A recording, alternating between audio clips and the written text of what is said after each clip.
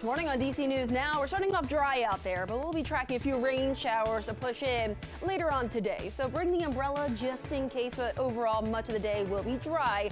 More details and the timing of the showers coming up. Also coming up this morning, a violent weekend in the district. 4 people dead after 2 shootings just hours apart. What we know this morning.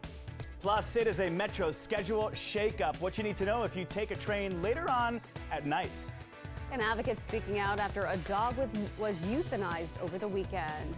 Why they were trying to save that dog's life. The station covering all of the DMV. This is DC News Now. Well, good morning. Thanks so much for joining us for another hour of DC News Now this Monday morning at 6 o'clock. I'm Joseph Omo, in for our friend Corey James today. Good morning. I'm Tanaya Wright. We're going to start you off with a live look outside on this Monday. A cool start to our day. Jackie, what can people expect for the work week now? Yeah, well, for later on today, we'll see those temperatures climbing upper 40s to low 50s. Tomorrow will be a little bit warmer, as well as Wednesday, along with more sunshine.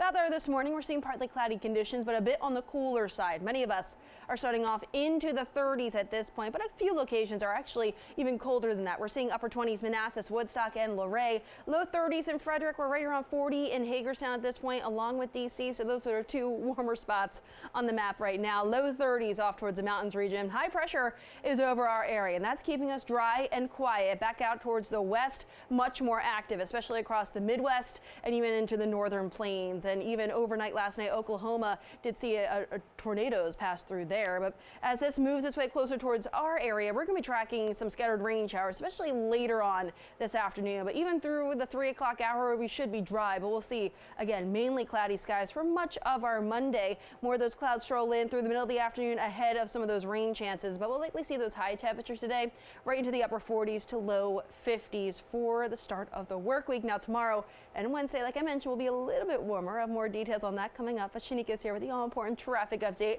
How are those roads out there on this Monday morning? Well, you're cruising right along. It's looking good on 95 heading northbound. So earlier we did have a crash taking 2 right lanes in Lorton. Let's flip over to the maps. Everything now is looking good and you're all free to go. You're green through 66 east and west, and in Maryland it's not looking good on the top side. So we are seeing some problems heading on the outer loop stretch past 29 in Silver Spring. You're seeing volume. There could be something else happening there. The inner loop, earlier we had a tractor trailer crash that was overturned right near Connecticut Avenue. So somewhat in the same area. It should be gone, but I am seeing heavy delays here. All right, big thanks to Shanika and Jackie for starting us off there. Let's get to your know and go headlines before you head out the door this morning. First up, 4 people are dead after 2 separate shootings in the district. Both happened yesterday afternoon, just hours apart. Our Lex Swat is live this morning in just a few minutes with what you need to know after yet another violent weekend here in our nation's capital. And the red line is up and running this morning after smoke filled the Van Ness Metro station last night. You can see it here. DC Fire told us the smoke came from a car fire next to the Tenleytown station, and that smoke was dragged in by other trains. Several riders say they heard odd sounds, including bangs and sparks. Metro has not confirmed what may have caused those. All right, well, heads up if you tend to ride the Metro later on in the evening, because starting today from 10 p.m. until the system closes at midnight, you could see a really big jump in the time that you wait for a train. That is because on the blue, orange, and silver lines, trains are going to be running every 26 minutes. This is going to last Monday through Thursday for the next 3 weeks as crews work on older parts of track that need to be replaced. More details on that in just a few. All right, your time right now is 6:03. We are following another deadly weekend here in the district. 4 people were shot and killed on Sunday afternoon, and police are still searching for suspects. Our Lex Wars is live this morning now at police headquarters. So, Lex, these shootings happen just a short time apart. Yeah, that's right. Those 4 people shot and killed within 2 hours of each other, and they happened on Sunday afternoon. Now, when we look at where they happened, they were in completely different parts of the city, on D Street southeast and on Sheriff Road northeast. Well, the first shooting happened around 1:30 in the afternoon. Police found 2 men who had been shot. They were inside of a home on D Street, and those men died shortly after. About an hour and a half later, officers found 2 more men who had been shot on Sheriff Road, and they also died. Now, police do not think that these shootings are connected, but as the violence continues to grow, frustration within leadership at the police department is also growing.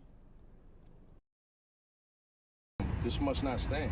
You know, this is a great city, a great district, and we're not about to turn over our freedoms or our safety or the safety of our loved ones that we love over to a few bad actors that think that they can just do what they want to. That's not going to happen. Well, right now, police do have one person of interest in the D Street shooting. They were speaking with them yesterday, still looking for suspects in the shooting that happened on Sheriff Road. They do ask if anyone has any information to contact the police department. The investigations into both of these shootings are ongoing. Live in Washington, I'm Lex Juarez, DC News Now. All right, thank you, Lex. Continuing coverage this morning of the deadly shooting that happened near Audi Field in Southwest on Saturday.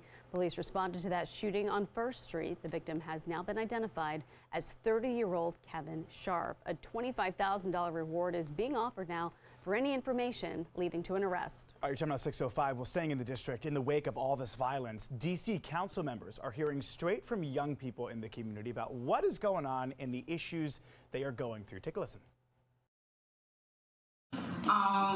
At the beginning of the year, we lost one of the kids that we was working with. He was killed. And normally I come in after the fact and I provide the healing services, but I had the opportunity to be kind of up front instead to see where some of our gaps are. Council members Trayon White and Brooke Pinto, both part of the D.C. Council, they hosted this discussion. Community activists say the key here is to get more resources for young people, especially for those who may not be in the best financial situation or might be struggling with homelessness. Of course, all of this meeting was held after a high-profile case that got a lot of our attention when a 13-year-old who was suspected of breaking into cars was shot and killed by a D.C. government employee early in the morning back in January. And train service has now been restored after riders reported smoke on Metro's Red Line. Now, this happened right as a train rolled into the Van Ness station last night. American University student Alice Still captured this frightening moment. It forced the suspension of the Red Line service between Friendship Heights and DuPont Circle. Riders say they were concerned. I had just kind of looked up from my phone and I heard a loud bang and I saw a kind of flash of orange and sparks. I was just on the train minding my own business and boom, just big exploding noise. DC Fire and Rescue say smoke came from a car fire right next to the Tenleytown station and the smoke was dragged in by other trains. Officials did not say what caused the sparks and the sounds that those riders were reporting. Certainly a scary moment for those riders. Another commute alert today for some people who ride the Metro. If you tend to ride the system later on in the evening, heads up, you could be waiting a lot longer to catch a train. Now, this only is going to affect Blue, Orange, and Silver Line trains, which will be running every 26 minutes. It comes as crews are strengthening older tracks and replacing some concrete slabs that have lived past their normal useful life.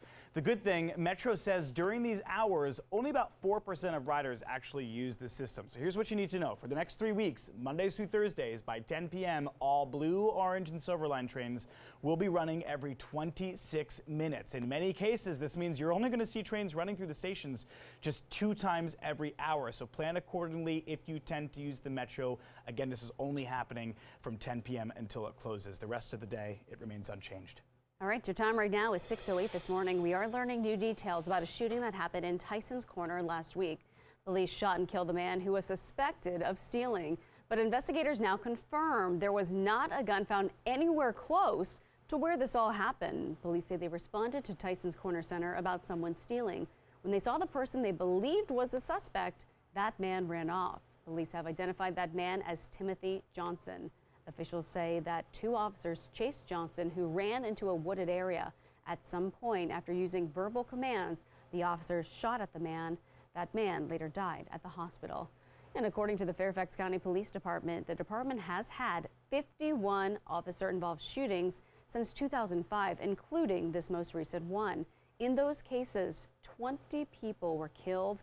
Now, we also found that in those 51 shootings, 5 of them, the officers involved violated department policy. The other 66 were in compliance with department policy. And the investigation is ongoing. The Fairfax County Police Chief did say one of the officers was wearing a body cam. They are planning to release that footage. All right, time now 6:09 this Monday morning. A group of supporters rallied to save the life of a 7-year-old pit bull from being put down. Protesters said the dog, whose name was Marley, was actually protecting its owner when it attacked another dog. You got some of those protesters claiming that the Humane Rescue Alliance, which is the group that wanted it euthanized, was acting out of self-interest. Take a listen. We had a rescue in place, we had an attorney in place, we had a family in place, we had a behavioral trainer in place. The bottom line is they didn't want to deal with Marley because she was no longer available to them to help them get money. She was no longer adoptable because of her age, because senior dogs and pit bulls are discarded. Yeah, well, according to the protest Facebook page, a sad update this morning. Marley was put down sometime yesterday.